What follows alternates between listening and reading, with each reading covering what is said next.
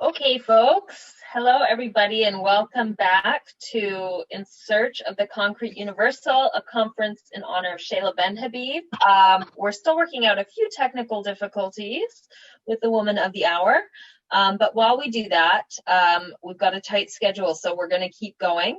I'm going to have Nika Siegel just quickly review how the audience can ask questions once more, just so that in case anybody wants to ask a question during the panel, they know how to do so. And then she's going to hand it off to Karuna Montana, who's going to host for us. Okay, great. Great. Okay, hi everyone. For those of you who are new to this session, or just as a reminder, we do want to make this online conference as interactive as possible. So we encourage you to ask questions that occur to you. If you are an audience member, you can go down to the bottom of your Zoom screen and you'll see a Q&A function that will allow you to ask questions. And if you're a panelist, you should feel free to do the same thing in the chat function. We'll be going through the questions in real time and kind of organizing them to make sure we get a wide range of questions. So we'll let you know, we'll call on you, and then you'll have the opportunity to read your question aloud. So please do use it often and also early as the questions occur to you, so that we can organize them the best that we can. Okay, thank you. I'll turn it over to Karuna to open the panel. Okay, I think Stefan might need to turn on the video in the main. Stefan is running tech at the moment. Okay, so I think the video is not working for the audience, because I think the screen, what the audience sees is the panel topics. Is there someone here from Georgetown Tech who can end screen sharing? Now we're set. You're there. Okay, great. Okay, terrific. So I will get started. My name is Karuna Montana. I teach political theory at Columbia. I don't know if I'm on the screen yet because I see Nika. Okay, so it's a real delight and privilege to be at this conference to celebrate the work of Shayla Ben Habib and continue learning from her and engaging with her, when we'll hopefully see her again very soon. The theme of our panel is Struggle for Diversity and Adversity and Deprovincializing the Postnational Constellation. And given our time constraints, I'd like to dive right in so we have enough time for our presenters, our wonderful set of panelists, and for discussion. So I'm going to introduce each speaker right before they speak. So our first speaker is Carmen Dega, who is Polanski Postdoctoral Fellow at the Van Leer Jerusalem Institute. So I'd like to invite Carmen, who I don't know if it is ready just yet. I should be there. Okay, is your video on? Mm-hmm. Okay. Can I get another okay? Or we? Okay, good. It's okay, great. Everyone can see you. It's my problem. I'll fix my thing. Please go ahead, Carmen.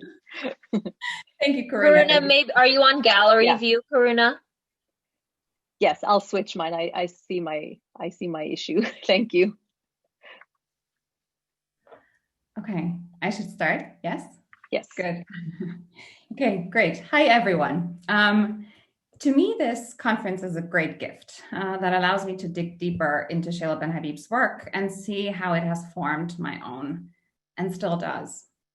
And for this presentation, I would like to invite you to do some pearl diving with me. I want to apply this metaphor to Ben Habib's own writings, specifically those of the 80s and 90s around her publication of Situating the Self in 1992, and put them in relation to Habermas's most recent opus, published almost 30 years later in 2019. Situating the Self, well known for the concepts of the concrete and generalized others mentioned many times throughout this day, has been discussed by a broad range of scholars, some of whom are also here today. They rightly read it as an account that stakes out a middle ground between liberal, communitarian, and postmodern theories of gender and social criticism. Ben Habib's subject is not as disembodied or abstracted from her concrete life world as the selves in Rawls's original position, for instance. She also resists the essentializing effects of group identities that communitarians struggle to curb. and she retains a sense of autonomy, judgment, and agency against and beyond the pervasive dynamics of power, something Ben-Habib has always found lacking in Foucauldian approaches.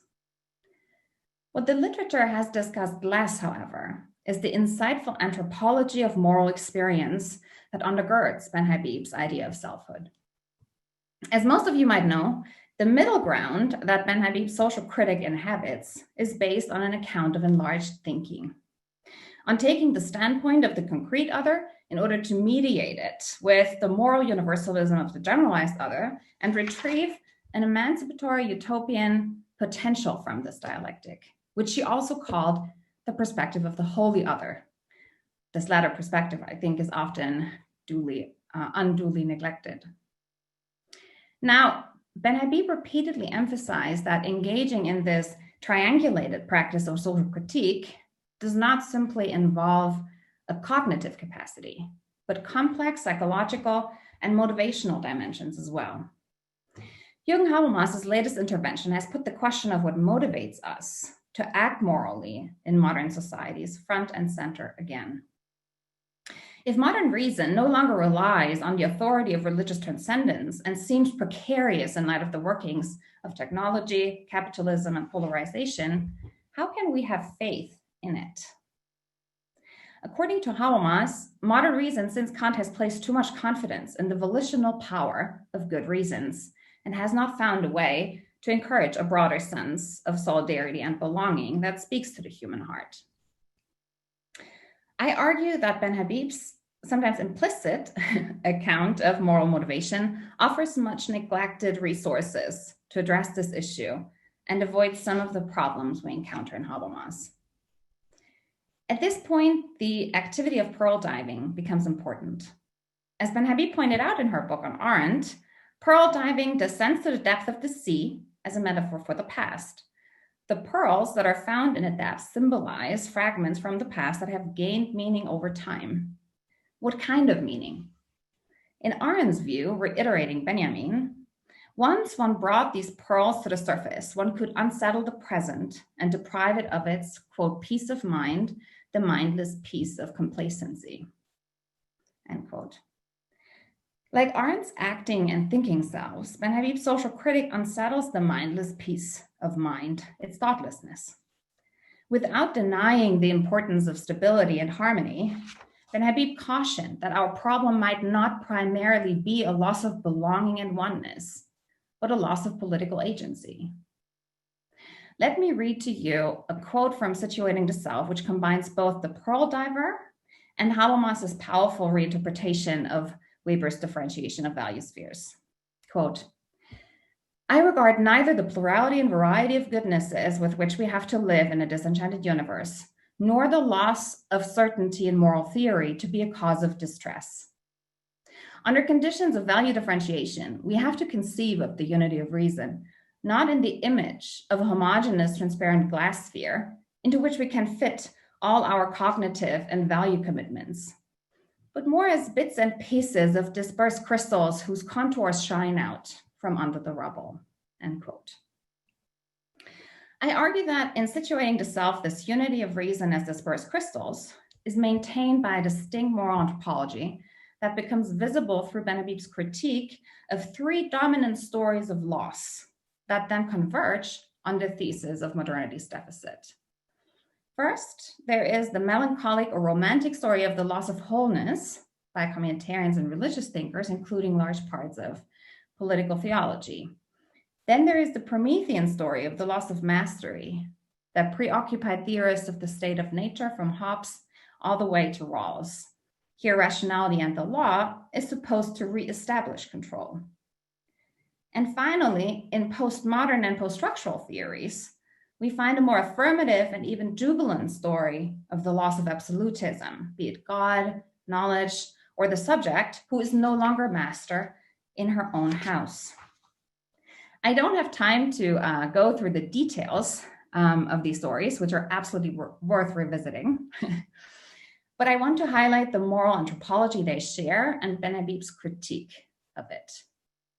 So in all three stories, the central motif for moral action is a condition of loss and contingency, measured against the ideal of oneness, which is itself expressed in terms of certainty, consensus, or fullness. Thus, the Promethean self responds to losing itself in the other and demands laws to protect itself. The romantic self responds to homelessness through networks of compassion, care, and exclusivity. And the postmodern self no longer exists. She turned contingency itself into a new form of certitude. In other words, these fundamentally different stories all regard our desire for consistency as an expression of moral experience. What motivates the moral self is the desire to become whole again and reconcile itself with the complexities of the world. I would argue that Habermas's post-metaphysical thinking shares this view and intuition. It weaves a complex fabric made primarily of Promethean and romantic threads.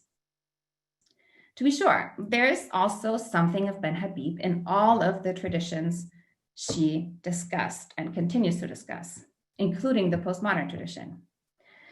But what ties them all together is one theme that runs through her work in general and has been mentioned several times already, namely in-betweenness. This in-betweenness requires a different account of moral motivation. It is not certainty and oneness or the lack thereof that drive normative critique and intervention, but the love of the world, amor mundi, and its opposite, worldlessness. The argument is the following. If amor mundi is the ground for moral experience rather than the love of harmony or reconciliation, Weber's concept of modernity as a process of disenchantment does not turn into a disenchantment with modernity itself. Quite the contrary. The differences between concrete, universal, and utopian perspectives allow for what Ben Habib in her latest book called perspectivality.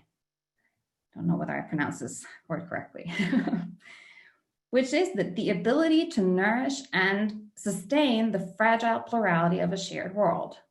If I love the world, I know my identity depends on difference. The world comes into being only if there are many perspectives that limit my mastery, disrupt my ignorance, and motivate me to think and act with others in common. This moral anthropology, I want to suggest, can be further traced in Ben Habib's critique of the Promethean, romantic, and postmodern selves. For instance, she warned against the tendency in liberalism that identifies justice alone as the center of moral theory. Not only does and did this imply that we exclude concerns of love and care, we also envision autonomous selves as narcissists who see the world in their own image. With the onset of liberalism, she emphasized, political patriarchy might have been destroyed, but it has returned in the form of legal patriarchy in property laws and market rules. In other words, the initial loss of control is not eliminated, but tamed. Quote, the law contains anxiety by defining rigidly the boundaries between self and other, but the law does not cure anxiety. End quote. On the other hand, however, Ben Habib's moral psychology also defends the universalism of the law against both an ethics of care and a politics of purity. Enlarged thought cannot be based on empathy because it does not assume the standpoint of the other. Learning processes of all sorts do not return us back to nature. That is our background of givenness and thrownness, as some Heideggerian, Levinasian, and psychoanalytic accounts would argue. Zoe emerges out of the bias and requires political institutions and principles. So let me conclude. In contrast to the three traditions discussed in Situating the Self, the social critic does not tame escape or romanticize our shared vulnerability, because it is against the background of this vulnerability that speech, action, and in-betweenness can emerge in the first place. Compared to Habermas, this view would therefore concede that religion may be one source of meaning and normativity, but it would raise questions about a privileged focus on religion and the idea that religious sources can teach us, by way of translation, how to overcome motivational problems in post-metaphysical societies. In other words, both the diagnosis and cure of a normative deficit in modernity seem to be based on a flawed moral anthropology that remains reluctant to engage with normative experiences of embodiment, agency, and imagination in between the false binaries of universality and particularity. Ben Habib's social critic, by contrast, acts in response to the loss of the world rather than the loss of certainty. She's like the pearl diver who, and here I return to Arndt's interpretation of Benjamin, quote, discovered that the transmissibility of the past had been replaced by its citability, and that in place of its authority, there had arisen a strange power to settle down piecemeal in the present and to dig under the rubble for pearls to bring to the surface. Thank you. Wonderful. Thank you, Carmen. So our next speaker will be Matt Longo. Matt is assistant professor of political science at Leiden University. So please, Matt. Can everyone hear me? Yes. Yeah, good. All right, thank you, Karuna. So I will begin, I guess, in a slightly different way than I intended, because the beginning was very distinctly dedicated to Shayla, who's not present, but I will, I guess, cut in with an abbreviated version, which is to say that I started out grad school as a person who was not necessarily a great believer in the emancipatory potential of the law. And I don't know that this was I don't know where this came from. Maybe it's just because of my upbringing or whatever, but early in grad school, I found lots of reasons to find myself exceptionally unimpressed by the law as emancipatory in any way. And maybe that's just a facet of grad school where you sort of, certainly in the beginning, you find what you read. And I remember thinking early encounters with Benjamin and the slippage between lawmaking and law-preserving violence, and Derrida and the problem of the police who undertake to make the law instead of simply contenting themselves with applying it and so forth, confirmed all my priors about the perversity of law enforcement. And one of the things that I took out of grad school was support or interest in the law that came out of studying with Shayla, and in particular about juris generativity, that this was the place that I was able to locate some kind of emancipatory potential in the law that was moving to me. And so I wanted to talk about that today, maybe out of a just general sense of gratefulness, but also because in my own work, in which I think a lot about law enforcement and perversions of law enforcement, but also in particular big data and the ways in which data enters itself into statecraft, we see a lot of this under threat. And I'm concerned then with the future of juris generativity, which I want to talk about today. So I don't think this room needs me to tell you what juris generativity is, although I prepared all the quotes to do so. But since we've had many discussions of what juris generativity is, let me just use Shayla's words in Dignity and Adversity, where she writes, following Robert Cover, by juris generativity, I understand the law's capacity to create a normative universe of meaning, which can often escape the provenance of formal lawmaking. Law's normativity does not consist in its grounds of formal validity, that is, in its legality alone. Law can also structure an extra-legal normative universe by developing new vocabularies for public claim-making, by encouraging new forms of subjectivity to engage with the public sphere, and by interjecting existing relations of power with anticipations of justice to come. So, it turns into a story about democratic iterations and the way we create spaces for public claim-making and public argument and deliberation. And in her book, Dignity and Adversity, she talks specifically about the importance of this vis-a-vis human rights. So, for example, let's say there's a critic of human rights that says, oh, human rights are unenforceable, therefore they have no value. Shayla can come and say, well, actually, that's missing this broad point of how the law generates its own value through norm creation. Okay.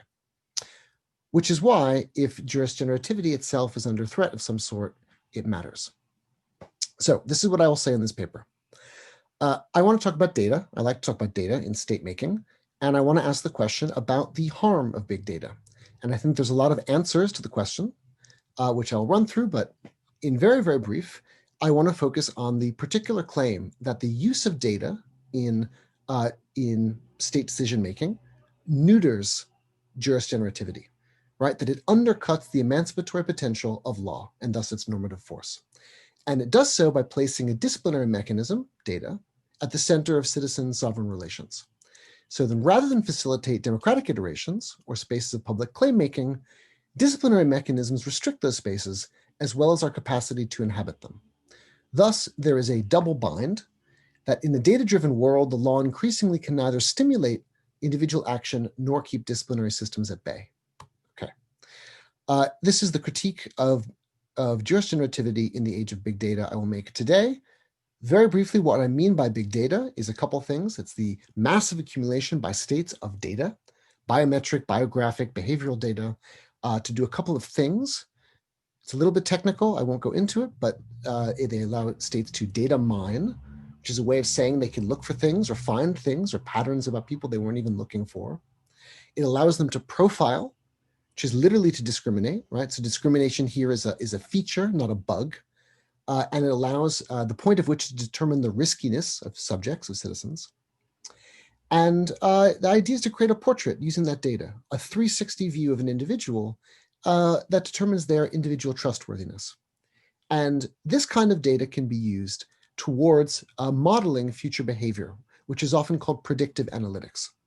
So what I'll speak about today is this feature of contemporary statecraft, the use of data towards the prediction of future action. In law enforcement, it's very normal now to use profiling and data mining to, i.e. the drawing from past behavior, right, data that exists in the world, to predict future crimes before they happen. That is, and should sound, I hope, dystopian. There's something exceptionally terrifying about the idea that you, just by dint of who you are and things you've done in the past, might be profiled towards a crime that you may never even thought about. It's actually a staple of dystopian science fiction. So for example, we know this in the movie Minority Report. Philip K. Dick talks about pre-crimes, this kind of idea. But the point is, this is something that's very normal now in law enforcement. And to quote from my own fieldwork, I did a lot of fieldwork for my first book, which is about borders, but talked basically hours, hundreds of hours, with law enforcement officials. A couple quotes on what I mean by this. So one member of the big data community in law enforcement said, the goal of big data is to predict events based on patterns of behavior. Another said the goal is to uncover, characterize, understand, and potentially even predict threat actors before they act. This is the concept. To quote a recent article about the use of this kind of predictive policing in American police forces, so Shorey and Howard write, the LAPD, Chicago PD, and other agencies in dozens of US cities use conclusions drawn from big data for predictive policing. These departments use computational power to predict crimes and identify potential offenders. The NYPD also uses social media to monitor the activity of citizens, specifically young people of color. These tactics raise many questions about how communication systems, from software-based social media algorithms to hardware such as drones, are being used for discriminatory profiling, surveillance, and police abuse.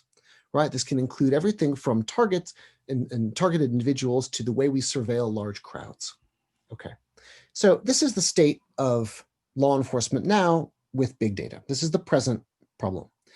And we can ask a lot of, or think a lot about the kinds of moral harms of this kind of policing. Generates inequalities and perpetuates structural racism and sustains discrimination and concerns over privacy and concerns over the meaning of consent. And there's lots of different things we can talk about. But this is a very, very short talk, so I'm just going to talk about one, which is the perversion of the relationship between data and the law. And this is where jurisgenerativity comes in.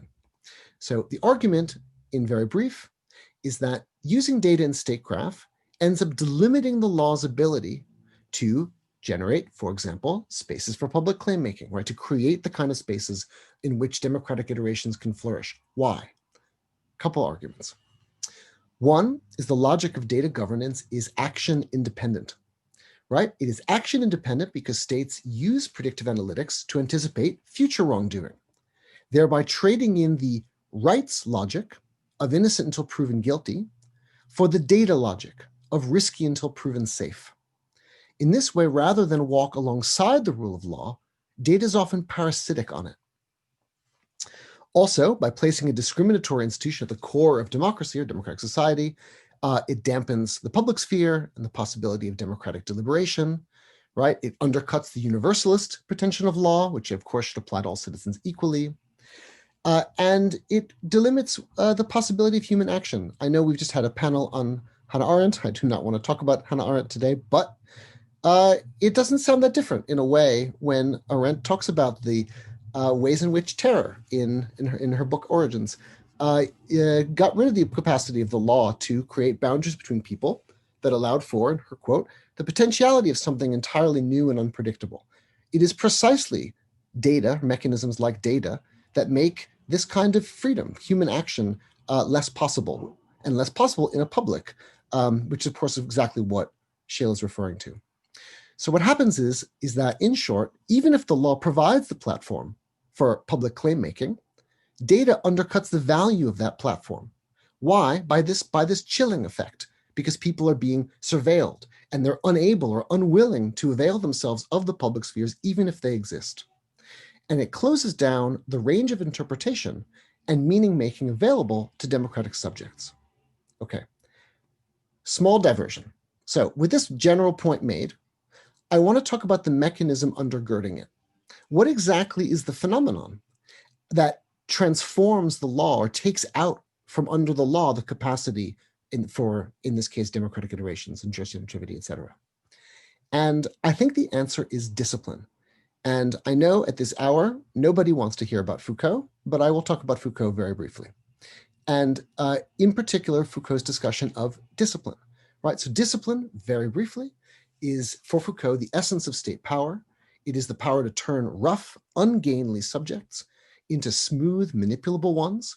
It is a dividing force, taking normal from abnormal, sane from insane, etc. But Foucault makes in particular a very powerful remark about the law and the relationship of discipline and law, which is to say that whereas the law leaves room for that which is unknown to be allowable, for discipline, what is unknown is precisely the least allowable. Foucault writes, "In the system of the law, what is undetermined is what is permitted. In the system of disciplinary regulation, what is determined is what one must do, and consequently everything else being undetermined is prohibited. Thus, that's the end of the quote. Thus, while in the sphere of law, one is innocent until guilty, in the sphere of discipline, one is guilty, plausibly abnormal or risky, until innocent." So what does this mean for jurisgenerativity?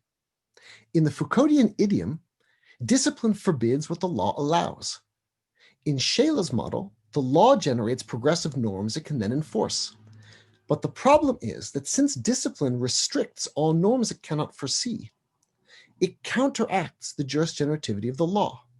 This is the problem of risky until proven safe, which repositions the unknown as the greatest threat to the system, even over and above the substance of the threat itself. Riskiness is an undefined state, except for what it isn't, namely normal or safe. It is an anticipated thing, a state to come, but it can never be predicted because the real risk is unknown and unknowable. So discipline for Foucault is the domain of the penal system, but outside the law. The concern is that by positioning discipline at the heart of governance, in this case through big data in the heart of policing and law enforcement, it turns the entire society into something like a penal system. I have no desire to say our entire society is in fact a penal system.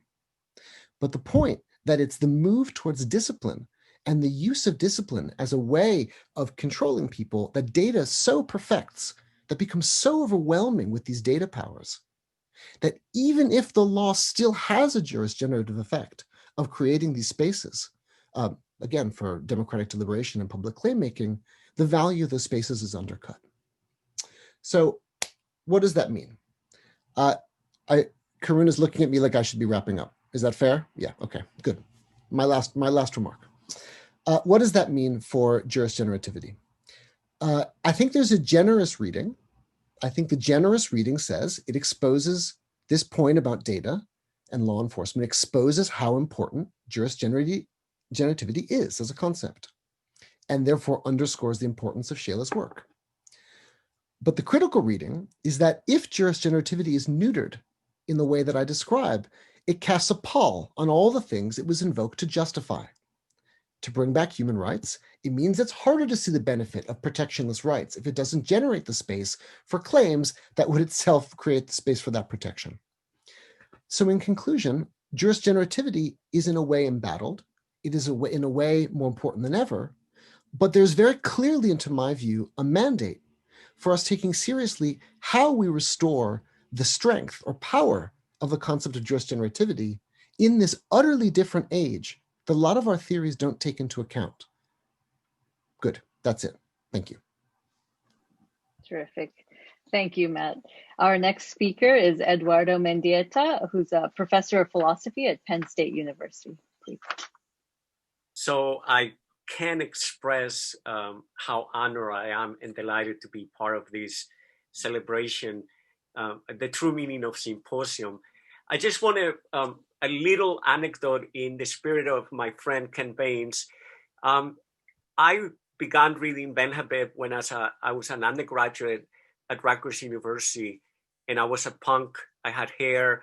I used to wear makeup, but I would read through the old issues, bound issues of Telos. And at the time, Sheila would sign her name Ben Habib. And I remember very clearly saying, wow, this is awesome. And that's how I got turned onto critical theory. And I went to study at the New School to study with her before she left for either Yale or Harvard. And she would have been my Dr. Mutter had she stayed at the New School. But it is such an honor to be here with this incredibly distinguished set of friends. So here we go. From out of the context of global tragedy, existential threat, and profound philosophical insight, Hannah Arendt enunciated one of the most important philosophies of the 20th century, the right to have rights. This phrase, which captures a whole host of philosophical ideas, appeared in The Origins of Totalitarianism from 1951, where the rights of man were juxtaposed to the rights of citizens, thus creating a gap where the rights of those who were deemed neither of part of humanity nor of the citizenry had disappeared. The lush discourses of human rights and citizens had been of no avail to those expelled from either domain. Arendt was meditating on the experience of German Jews, but of course of many other Europeans and peoples across the world, whose membership, whose citizenship had been revoked, annulled, and canceled. Jews in particular were rendered stateless. But what does it mean to be denationalized? What does it mean to say to someone, through the law, you are no longer, in fact, you were not a member of our nation? The language of the 1948 Universal Declaration of Human Rights uses to refer to this rendering of citizens as non-citizens is the following, and I quote, "No one shall be arbitrarily deprived of his nationality, nor denied the right to change his nationality." That's the language. So apologies, 1948. Now, in the epilogue, Ben Habib, interpreting this language, refers to this denationalization as arbitrary denaturalization, and I'll come back to that. Now, in the epilogue to Eichmann in Jerusalem, Arendt gives us, and this is my claim, some new signposts for how to understand the right to have rights. In the epilogue, in fact, in the very last paragraph, where Arendt assumes the voice of the judges who are sentencing Eichmann and says they should have said the following, and I quote, And just as you supported and carried out a policy of not wanting to share the earth with the Jewish people and the people of a number of other nations, as though you and your superiors had any right to determine who shall and who shall not inhabit the world, we find that no member of the human race can be expected to share the earth with you. This is the reason, and the only reason, you must hang. If you want to check this sentence, go to Eichmann in Jerusalem 279 in the Penguin edition, which I find an incredible sentence. Now, to denationalize, to revoke someone's citizenship, to refuse someone citizenship is to denaturalize them, to use Ben Habib's term. Now, to denaturalize a human being means to refuse, to deny, to prevent, to hinder the right of a human to inhabit the world, to dwell among us. To denaturalize is to de-world, to render someone wordless. Wordless not in the Heideggerian sense, but in the sense of depriving someone of the right to a place in the world where to plant their feet and lay down close to the earth from which we come, to which we return, whether it's as a body or as ashes. Arendt's insight about the feebleness of human rights and citizenship rights led her to affirm the priority of the right to have rights over the former. This turns out to be the right to cohabitation, to a place on the earth, to worldhood. Now, we all know, and I could have been in the prior panel, that Ben Habib has been at the forefront, perhaps the leading scholar engaging in generative appropriation of Hannah Arendt's insights. In fact, in The Rights of Others, she expands on Arendt's insights and claims that the right to have rights is the right to political membership. In fact, this right turns out to be nothing other than the right to citizenship. In The Right of Others, Ben Habib presents the challenges of giving traction to the right to have rights, quote, right to citizenship, by disaggregating and differentiating types of citizenship that have emerged in the European Union, which emerged under the tutelage of the Universal Declaration of Human Rights. And she focuses in particular on the kind of differentiated citizenship that had emerged in Europe.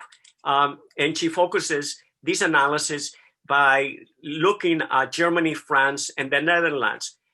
The focus of her analysis is on the emergence of a two-tier citizenship, namely those who belong and those who are mere guests, those who are ethnically and racially of the nation and those who are not.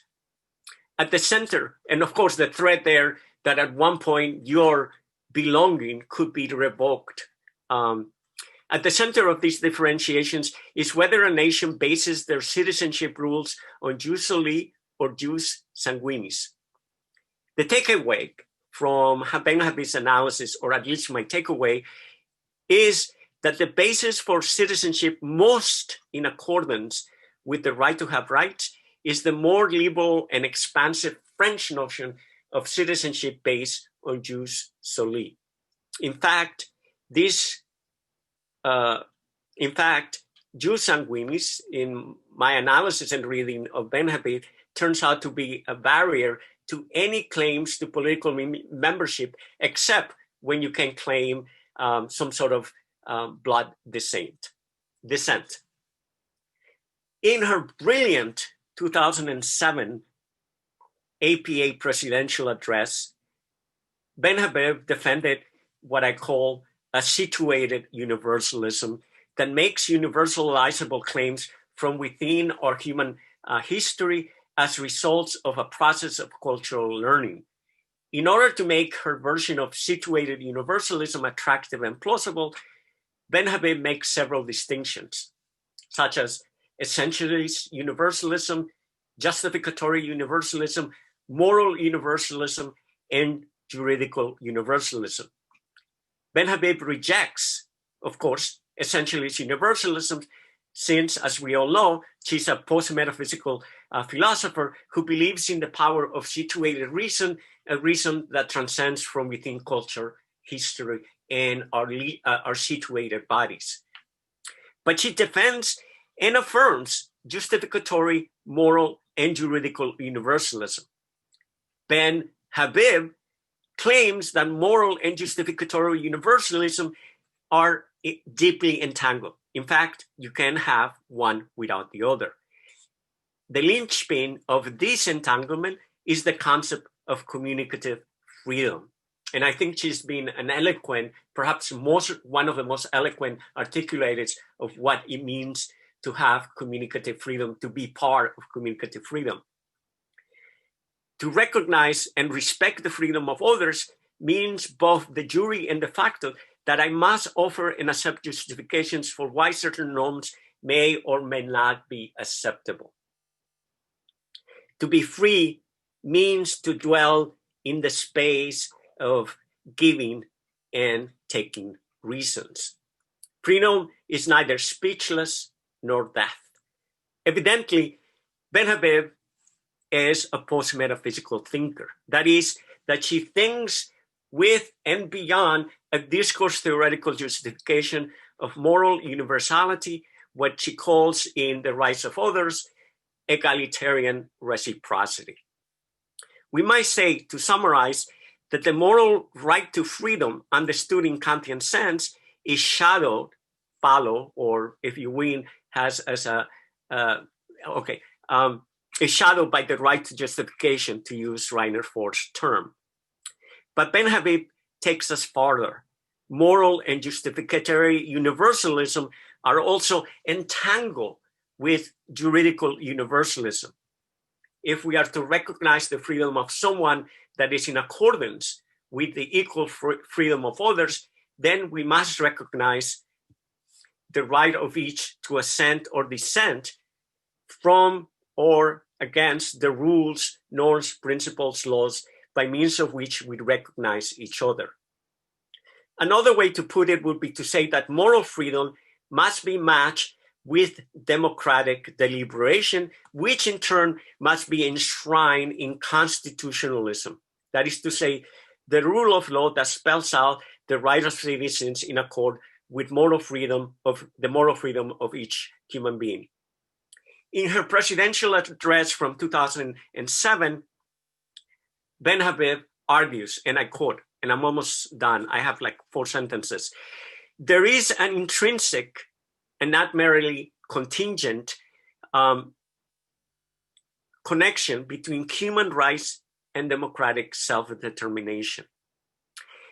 And that this intrinsic connection is sustained by the connection between the fundamental moral right to have rights and thus to have the right to be recognized, a person entitled to have his or her right to be protected, rights to be protected, defended, and advocated. Moral, justificatory, and juridical universalism in Ben Habib's view mean that universalism is always to come. It is always deferred and to be constructed. This is what I understand to be the core of juris generativity. If we are a universalist of any stripe and color, we are constructivist universalist.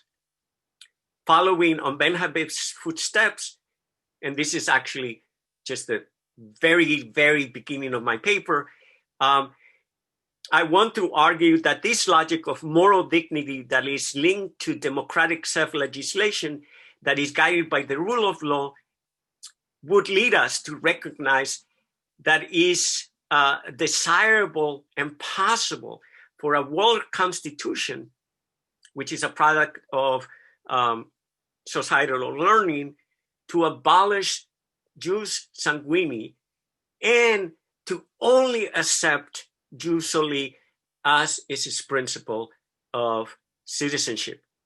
the right to have rights is the right to earth, to a place to be born, and a right to a place, to world, to Welten. Thank you. Thank you very much, Eduardo. Our next speaker is Max Pensky, who's professor of philosophy at Binghamton University. Okay, thank you. Hi, everybody. Hi, Shayla. It's great to have you back. Yeah,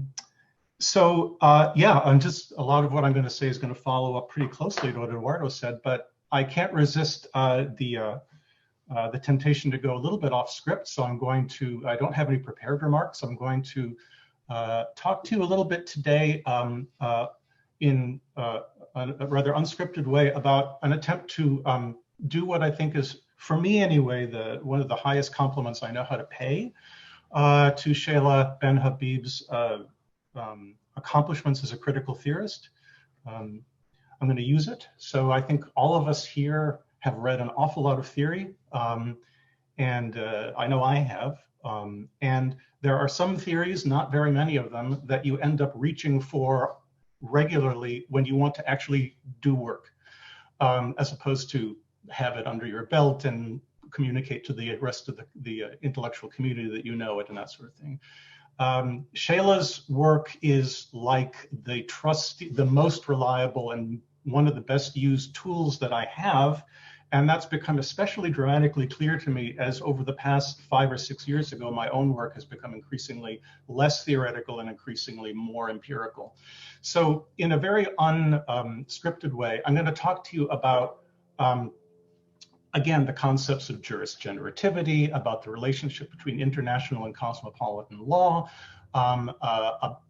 and really about the way, this is the theme of my comments, about the care that we actually need to take in order to register correctly the subtle ways that jurisgenerativity operates, and the way that it operates usually in a choreographed or syncopated way with pathology, right? There's never one without the other. In other words, law breaks out of the legal institution and generates public norms that can be contested in the public sphere. It then takes them back in a sort of a reified motion. And it's this respiratory pattern that I think that helps those of us who are interested in the normative foundations of international law understand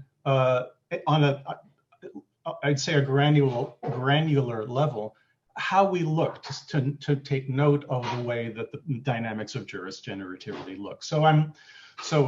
Before I even go any further, I'm so grateful to be invited. I'm very happy to be here, and I'm so happy to count myself as one of the many, many, many people who have benefited through decades from Shayla's generosity and her warmth and her friendship. So I'm delighted that I got invited. I'm going to look at a very unpromising place, which is the International Court of Justice and the ongoing case of the Gambia v. Myanmar in the ICJ over the Gambia's complaint that Myanmar has not discharged its international legal obligations under the 1948 Genocide Convention. Of course, we celebrated the 72nd anniversary of that day before yesterday, and the 72nd anniversary of the Universal Declaration yesterday, this strange two-part movement in 2 days in December of 1948 that inaugurates the new cosmopolitan era of international law. So why am I focusing on this? I mean, it's not a very promising place. There's very few places where you would find more pathology, I think, than the stuffy, clanking, gradualist and formalist halls in The Hague of the ICJ. It is a court that mediates, of course, complaints between state parties on over their international legal obligations. It is notoriously democratically inaccessible. It is not a place where you would necessarily intuitively look if you wanted to find a good example of Ben-Habibian jurisgenerativity in terms of the norms of international law. I'm going to look there anyway, though, because I think that you have to look and then you have to look again. And it's that second look that I really want to focus on. You're probably all familiar with the situation of the Rohingya, the Muslim ethnic minority who have lived for about 600 years in the extreme western part of former Burma, now Myanmar. They have been the subject of relentless and global and vicious lethal persecution by the Burmese government dating back almost ever since it won its independence. In going back to Eduardo's comments, in national legislation in the early 80s, they were excluded from a list of the over 100 national races that make up a requirement for Burmese citizenship, which is to say that the majority of Rohingya who are alive today have spent their entire lives as stateless. They were deprived illegally of nationality, and most people, most Rohingya are young. It's a young population, so they've never had nationality. Repeated attacks on the Rohingya have bridged the gap between the military rule and the transition to a somewhat sort of kind of constitutional democracy that we see now, that just had its most recent national elections a few weeks ago. They culminated, as you're probably aware, in a coordinated, systematic, and genocidal attack against the Rohingya population in August of 2017, which resulted in the forced, in an unknown number of deaths, of war crimes, of orchestrated rape, torture, and the expulsion of over 700,000 innocent civilians from Western Myanmar into the Cox's Bazar region of Bangladesh, where they now remain sheltered in what has instantly become the world's largest refugee camp. Gambia filed a suit in the ICJ alleging that Myanmar, which is a signatory of the Genocide Convention, had violated the terms of the treaty. So one of the things I want to ask, I know the time is very short, one of the things I want to tease out a little bit is one of the obvious questions that anybody asks about this case, which is why Gambia? And the answer is more complicated, as it turns out, than I would ever be able to tell you. I'm sure I'm going to, for those of you who are experts in both the facts and the law of the case, I'm sure I'm going to make mistakes, so I apologize in advance. But why Gambia? It's a tiny, tiny West African country, thousands and thousands and thousands of kilometers away from Myanmar or Bangladesh. And the very, very short story is that the Gambia agreed to file its case in the International Court of Justice on behalf, in the coordination with the Organization of Islamic Cooperation. And why that organization decided to nominate Gambia as the one who would file on its behalf is a fascinating story. In a sense, it's important to bear in mind that the Gambia was thought of in 2016, 2017, when this began, 2018, as one of the one of the countries in West Africa and in the organization that had the, so to speak, the cleanest hands, right? That it had its human rights record, while appalling, was in relative terms good enough or not bad enough to immediately disqualify it from this kind of political action. Now, the Gambia itself had had a political transition not long before, as recently as 2016, when their president Yahya Jammeh had been voted out of office in a somewhat fair election when he was replaced by Adama Barrow in the 2016 elections. He immediately refused to certify the election results and decided that he would retain power. I think for any American listening, this sounds like a scenario that we never could have imagined until recently. He was forced out of power and into exile by a coordinated effort with ECOWAS, which was then supplemented by a multinational regional African peacekeeping force, which remained in place for over 3 years. The Barrow administration, there's a reason why I'm going into all this detail, believe me. The Barrow administration's next step in the face of a fragile democratic transition was to immediately launch a Truth and Reconciliation Commission. Very familiar set of tasks and remits of a Truth and Reconciliation Commission as a way of in one sense, speeding the transition and consolidating the democratic rule. So As Barrow said himself recently, talking about the Gambia's decision to file suit, people helped us. If we were left on our own, we would have faced a very challenging situation. I believe this is still something people remember and why there's public support when the Myanmar case came up. Now, there are, in other words, internal political and regional political drivers for the Gambia's decision to launch this legal action. One of the things, I'm going to skip a lot of stuff here, but one of the things that I really want to talk about is this interesting jurisgenerative moment. On the one hand, you can't think of much that is more formulaic and stuffy than an ICJ case, right? On the other hand, two things to mention. First of all, the politics, both internal and regional, around the Gambia's decision is driving democratic political debate in the Gambia.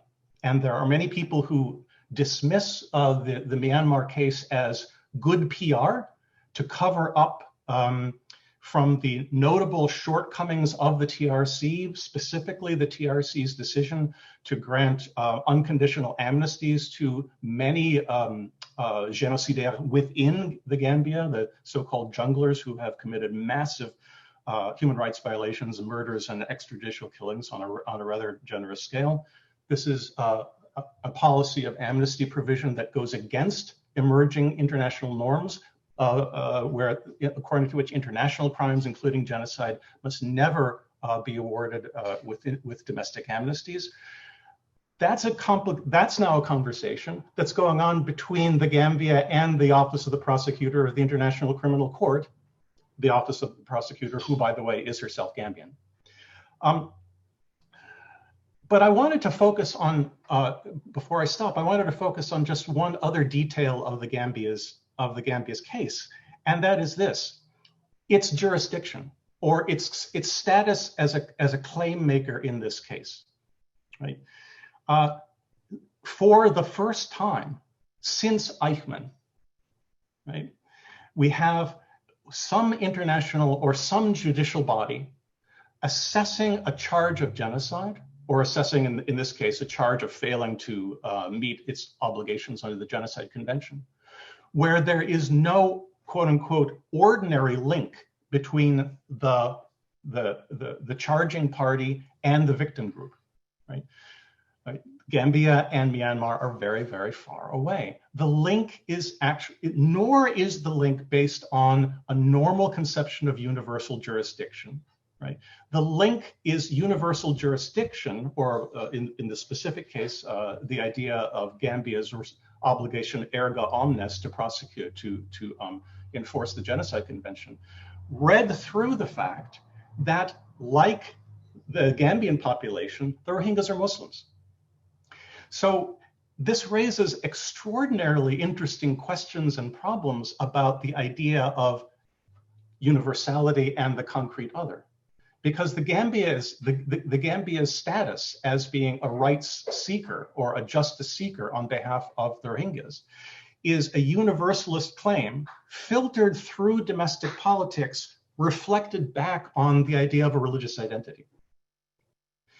And I think that if you actually were to unpack, as I'm trying to do in the paper that I'm going to write for this volume, if you try to actually unpack all the different dynamics, right, about opening and closing different forms of democratic public debate about universal norms, if you try to register the various ways that universal and concrete interact with one another, you come to understand that in every different, in a multiple of different dimensions, the jurisgenesis that you see is not to be found necessarily immediately in the actual legal procedure itself. How am I on time? Should I stop?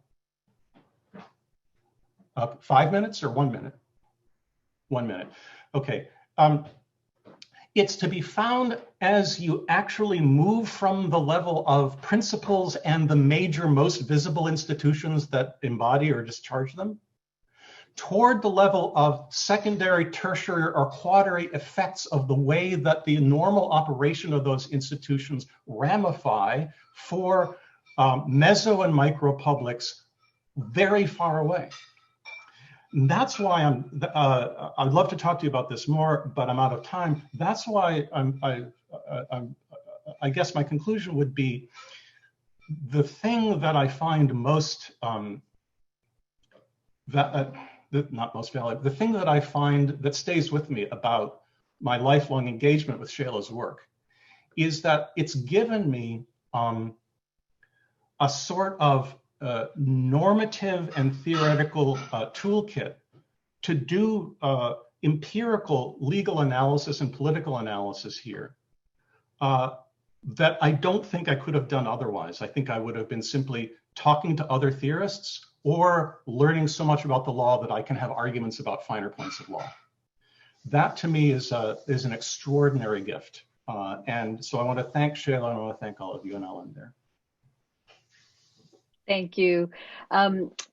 Just before I introduce the final speaker, we have a change of program because of, unfortunately, some circumstances around Professor Ben-Habib's internet. So we're going to have Professor Resnick speak, and then we're going to go directly into Shayla's responses and discussion without a break. And we'll hope that we can keep her as long as possible online. Okay, so our next and final speaker of this panel and today's wonderful set of conversations is Judith Resnick, who is who's the Arthur Lyman Professor of Law at Yale Law School. Professor Resnick. First off, actually, I was going to give you exhibits A and B, but my first thanks to all the conveners for all this slapping and help. I first met Shayla by reading her, which is, and it seems poignant and to come with all the text after, because feminist contentions is what I taught in a course called Feminist Theory, that is how I first, quote, encountered Shayla, and then appreciated, Shayla, your struggles to insist on the universality of forms of identity and status and recognition and safety. And then when we both ended up in New Haven, we had the good fortune, and exhibit B would be the title Migrations and Mobility, Citizenship, Borders, and Gender, where we returned to some of the issues and continue some of the issues that have engaged us all along. And I actually wrote something which is called Aspiring States in a Complex National Constellation, which is to say that Shayla and I have been in, as many people, in a conversation about the function and plausibility of sovereignty and nation-statedness. And so in 1935, an apt year to think about anything, but Pablo Picasso famously said, "There is no abstract art. You must always start with something. Afterwards, you can remove all traces of reality. There's no danger then, anyway, because the idea of the object will have left an indelible mark." And it is this concept of the indelible mark that are my starting points, and the objects that are my marks, which are obviously so shared with the conversations of the day, are marginality, inequality, neediness, vulnerability, insecurity, gendered hierarchies, gendered violence, detention, incarceration, and migration. And what links these are that people who are subject to these conditions are seeking something called peace and security, which had been attributes in European sovereignty constellations, reserved for the sovereigns and their officialdom. And it's today that many peoples are hoping that through recognition of their personhood, they too will gain some form of peace and security. And some of what they need is to get some forms of recognition through and by and from sovereign states. And it is this set of people and their relationships that are the subject matter of my essay. All of these groups do not enjoy the luxuries of long histories of authority as juridical persons, nor do they have the economic wherewithal that frees them to skate easily across sovereign boundaries. indeed, of course, many of them have very complex histories of conflicts with the sovereigns, which have been sources of exclusion and oppression. And so they are both making claims against sovereigns, but also seeking aid from sovereigns. So to point to the margin is not to underestimate the powers that reside at these margins. And it's through the social and political movements, often not tied to territorial sovereignty, indeed transnational in almost all their iterations, that these groups have gained authority or seek authority and have generated forms of authority, search for recognition, support, and protection. And the quandaries that they pose for sovereign states comes from the fact that their claims for legitimacy, their claims to dignity and personhood and humanity have been nested in national and transnational human rights discourse. And my point is that sovereigns have the potential to both recognize and help, as well as, of course, oppress and deny.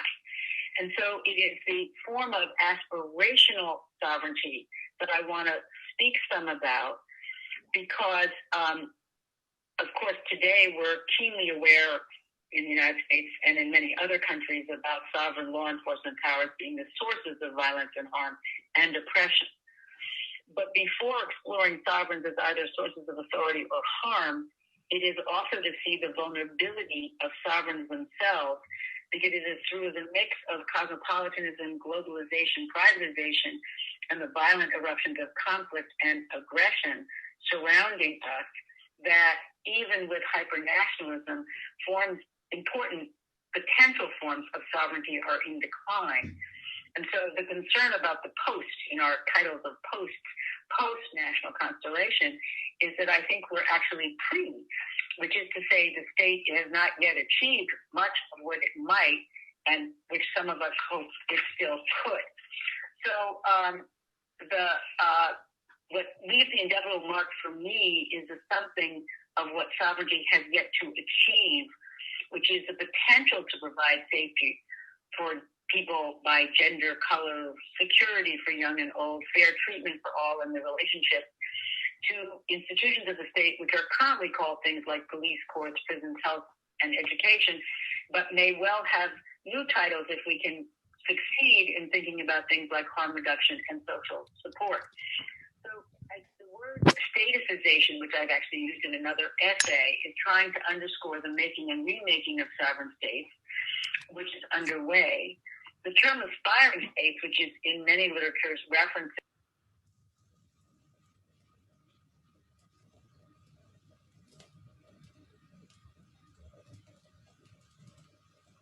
for any state we're hoping will be doing just and right, and that indeed many states are aspiring in the sense that they're beleaguered by transnationalism and hypernationalism and conflicts about rights and identity, as well as globalization and privatization. And so the argument in this, interacting with some of the other people on the panel I was speaking on, minus the Zoom, is about constitutional, what I phrase as constitutional identities for sovereignty's officialdom, is the idea that we were, have been, could be in the midst of making new identities for officers of sovereigns that in prior centuries have been the sources of hierarchical authority. So we take the word judge, police officer, which is a relatively recent evolution, prison keeper, prosecutor, and think how radically changed their identities have or could be through 20th and 21st century constitutionalism.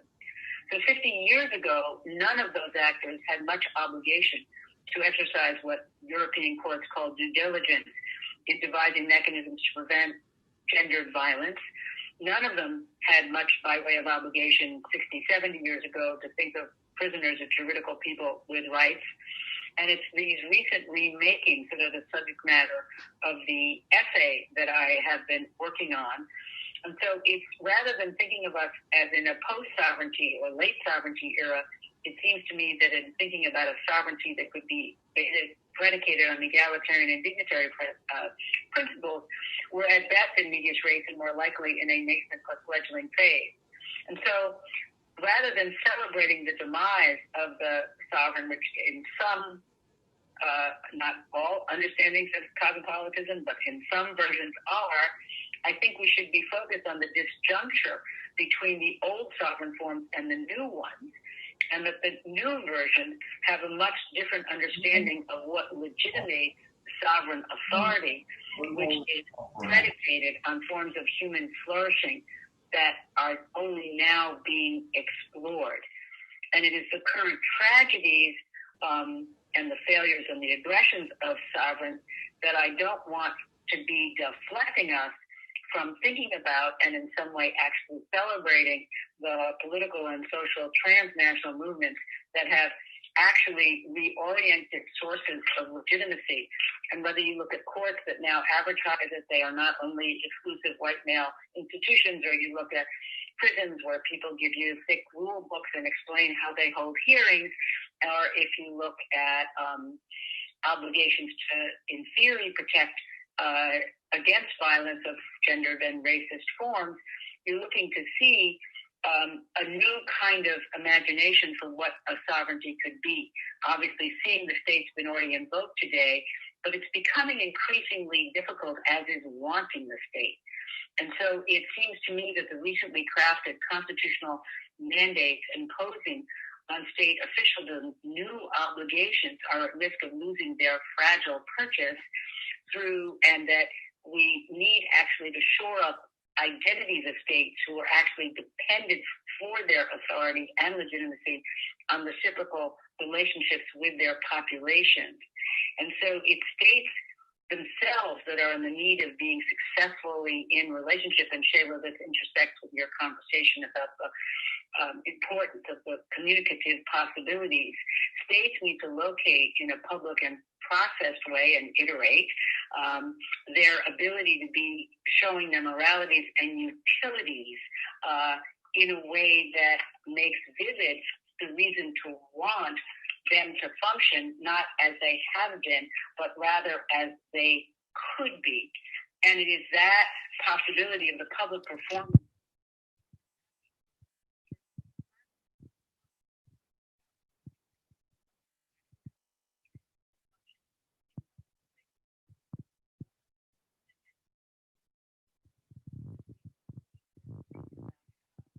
rather than the mode to governing through crime and the degree of criminal control that is at work. We could see a state that is seeking to figure out what peace, security, and dignity could mean. And I therefore wanted to underscore the risks of losing the state with its novel but far from adequate, complete, or conceptually sufficient constitutional obligations. It's just that these new rights holders are arriving and beginning to leave their own indelible mark on the state and inside the concept of sovereignty, that the opportunities to face as well as to fight with the state are in decline.